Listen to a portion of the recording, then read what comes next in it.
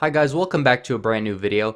Today I decided that I would be doing the 2020 election if Trump was able to win the popular vote. What exactly would this election map look like? Remember, the Democrats had an 8-point advantage in the midterms and the generic ballot, but if the Republicans were able to get it even, but Trump was able to eke out a slightly but narrow victory in the popular vote, how would the electoral map look? So we can start in filling some of these states in that would be solid R, and as well as solid blue here in just a moment.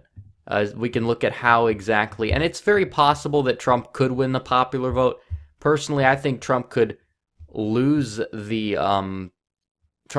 popular vote while still winning the general election by an even wider margin. If he loses the popular vote by a wider margin, it's possible that could happen.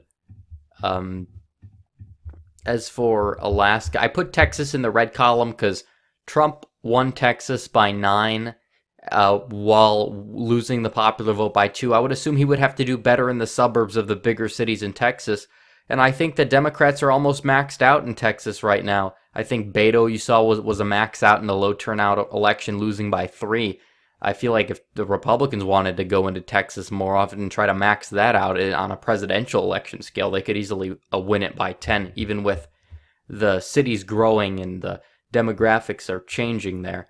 Iowa would be safe, as well as Ohio in this case. If you indicate a couple point swing for the Republicans, that would happen. Illinois, New York, obviously safe blue, as well as Maine's 1st district. Wisconsin would be lean Republican. In this case, I think Michigan would probably be lean or tilt, but we'll give these to Trump in lean. We'll tilt Minnesota in his favor, assuming he would win the popular vote, probably around 40. We'd probably get it like a 48.5 to 48.4. In this case, Nebraska's 2nd district would probably be likely. It would probably go back to the Romney margin. Nevada would be in Trump's column very narrowly. He would be able to flip Nevada with a roughly 2 to 3 point swing.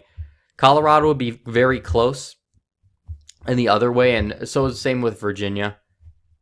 North Carolina would go to Trump by a lean margin, but Georgia would be a likely margin, and the state of Florida would be a lean margin in Florida. Especially, that's kind of how the popular vote margin could come from states like Florida, doing better in Florida, doing better in Texas. He probably already will do better in California and New York anyways, if the exit polls from the midterms, which are a lot more accurate than polls a year and a half away from an election, which apparently they don't mean anything at all at this point. Maine 2nd district would go for Trump. Maine's at large would tilt in his column because he only lost it by around 3. The 2 to 3 point swing would flip Maine at large in this case if he's winning the popular vote. In the state of New Hampshire, Trump would win that as well. A very close margin. I'll put it in the tilt column just for the sake of realism here. And Arizona would be likely. It would probably go back to the I'm assuming Trump would gain the Romney voters back that may have voted. The Romney-Clinton voters would come back to him in this case if he was able to win the popular vote. And Arizona would definitely be by a likely margin. But in the state of New Mexico, I still think it would be a likely margin, if not safe, for the Democrats in this case, especially without Gary Johnson on the ticket. But this basically is the key for our popular vote victory.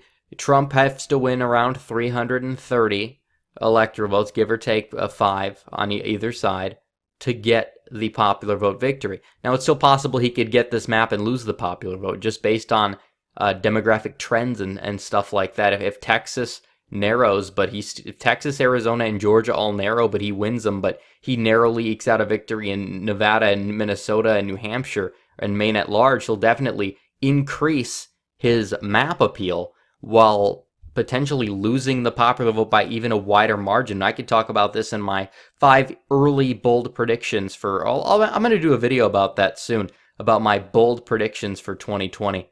So stay tuned for that as well. All right, guys, thanks for watching. Please like this video, subscribe to get me to 5,000 for my first realistic 2024 prediction, and hit the bell for notifications so you never miss another video. Follow me on social media and donate to my Patreon, links in description. And thanks again for watching, guys. Red Eagle, out.